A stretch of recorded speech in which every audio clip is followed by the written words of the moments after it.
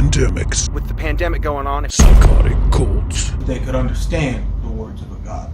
pandemonium. I've been through the desert looking for a TJ. This is the story of a young man who was left in the desert for dead. But when rescue arrived to bring him home, he had vanished. This is Let's Keep Looking, the Ellie story.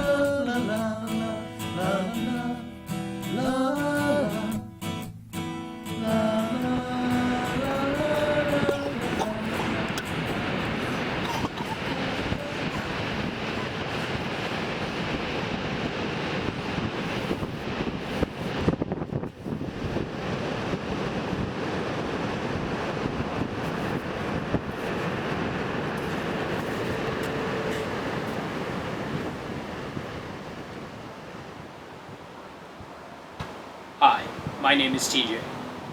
Around a year ago, my dear friend Ellie was left for dead in the desert, and I have been trying to track him down. I knew this would be a nearly impossible task, so I enlisted the help of a local private investigator to help bring Ellie home safely. I'm JT, PI, MD, no relation.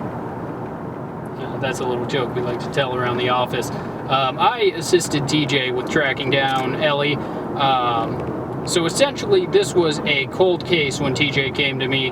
And what I did, I was able to piece together where Ellie's been along his journey over the last year or so. It started out with TJ leaving Ellie in the Sonoran Desert, only to think he was in the Gobi Desert. Now, you might wonder how this could be misconstrued between these guys, and honestly, that is the one piece of the puzzle I have not yet figured out.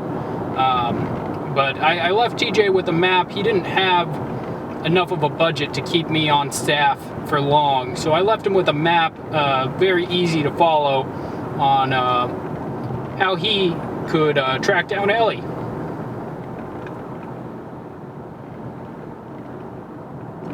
You know, JT, I know it's not my place or anything, but you almost hit that kid back there. What, do you want to drive? With this very simple map that JT made, you can easily follow Ellie's journey over the last year. You can see that Ellie's journey starts here, where I first left him in the Sonoran Desert to protect him against the looming pandemic. TJ decided that it would be safer for me, with the pandemic going on, if he dropped me off somewhere safe. So he was worried about coronavirus, so now I'm out in a safe location. It quickly became apparent that Ellie thought he was left in the Gobi Desert. And we're looking for a very specific type of sand that can only be found in the Gobi Desert. So come on, let's get looking. With no actual sense of his whereabouts, Ellie traveled north, where he was injured after trying to climb down a cliffside. Luckily, he landed near a river and an abandoned shack where he was able to nurse his wounds. Over there. We also landed next to shelter, so I woke up next to water and shelter. It's a good thing. So I think we've earned a break. At this point, Ellie starts exhibiting delusional behaviors, claiming he's sponsored by companies like T-Mobile and Heinz 57. But things took a more serious turn when Ellie starts talking about his sponsorship with Joe's Crab Shack. Suddenly you start to hear strange sounds in the background of Ellie's videos, as if something is following him, and Ellie begins acting uncharacteristically nervous. Alright, I think it's... I feared that the worst was yet to come, when in Ellie's next video, he was locked in some sort of dark warehouse, binge drinking and sobbing, while some voice fed him lines from beyond the camera.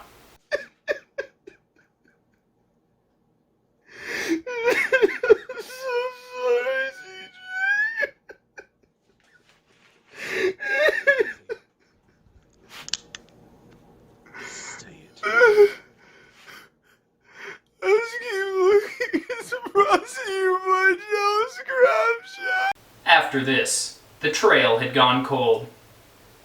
Ellie was out there somewhere, but he had stopped posting videos.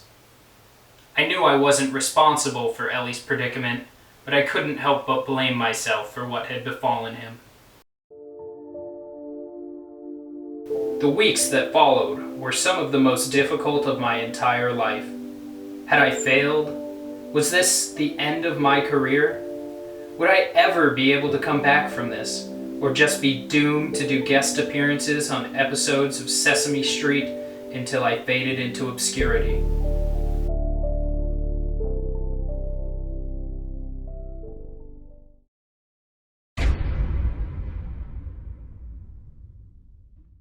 But suddenly, everything changed when Ellie posted a new video titled, "Let's Keep Looking. The search for TJ continues." Hey lookers, it's another early morning. A little bit exciting today. I was actually I was woken up by a pretty unmistakable smell. Ellie is like a salmon. He will always know how to find his way home. And until he has fertilized a clutch of eggs and died, I know he will always know just where to go.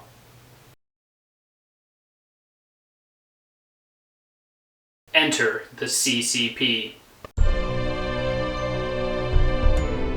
Ellie had been picked up in an alleyway outside of Los Angeles on a coke bender by a group of religious fanatics made up of canceled celebrities. They are the Cult of Canceled Persons.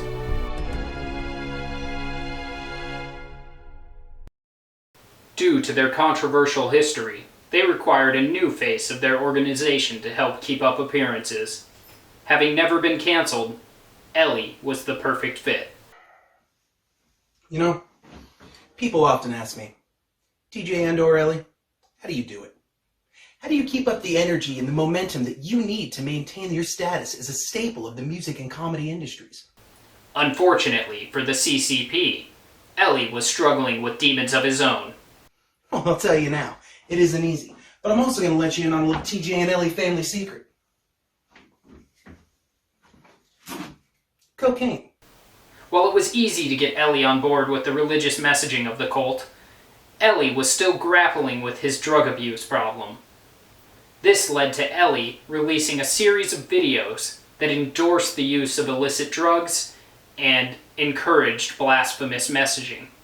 Unlike Plan B, Plan A does not delay ovulation, which would be an affront to and anger God. Rather, Plan A is a simple procedure that removes pregnancy material in what top doctors call medical science. Plan A is the only plan endorsed by God, for as the good book says, put to death that within you which is earthly, passion, fornication, desire, greed.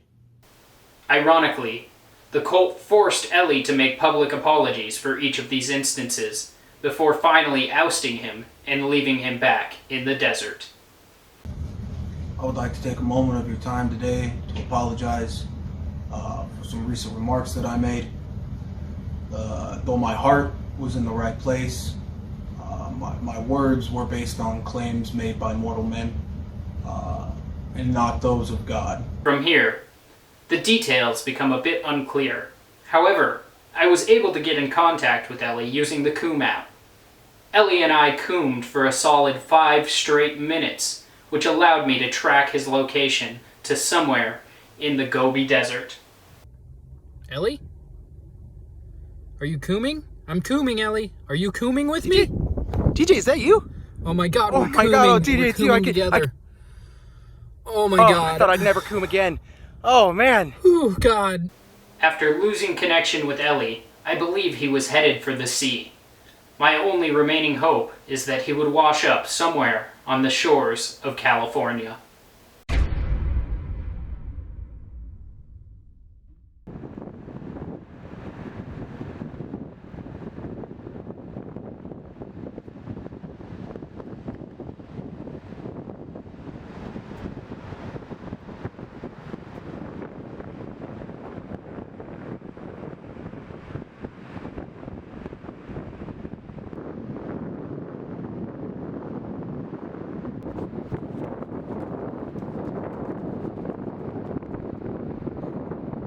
I began searching dumpsters in nearby towns, hoping to find some trace of Ellie.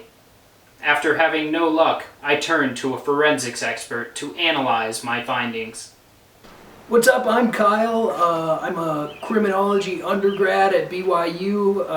TJ gave me a call because he was looking for a forensics expert, and my parents said they weren't going to pay my rent anymore, so I really needed a job. Anyway, this fell right into my lap, and it was right up my alley, so I was able to find, from the videos that TJ showed me, this screenshot of one of the dumpsters downtown. And you can see here, it's a little bit dark, but I've highlighted where you can actually see a strand of Ellie's hair. And what I think's great about this is that it was really a creatively inspiring experience for me. So I actually wrote a little song about this, and I wanted to share that with you today. Ellie. With this knowledge, I knew what I had to do. Ellie was on track to be here any minute now, so I couldn't risk leaving and missing him. So now, instead of looking for Ellie, it's time to let Ellie keep looking.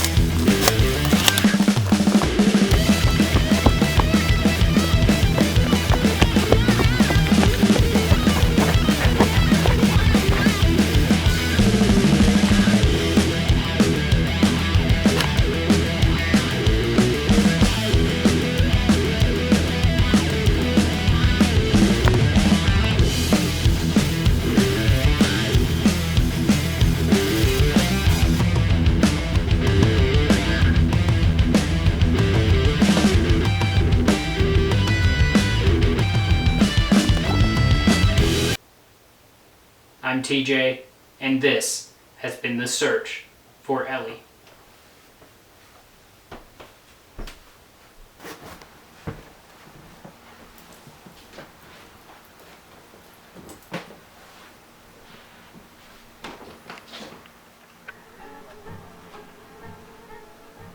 I am Torgo. I take care of the place while the master is away.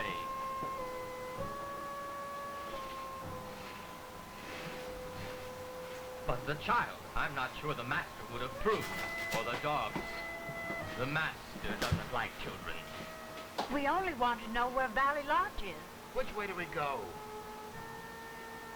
There is no place like that around here.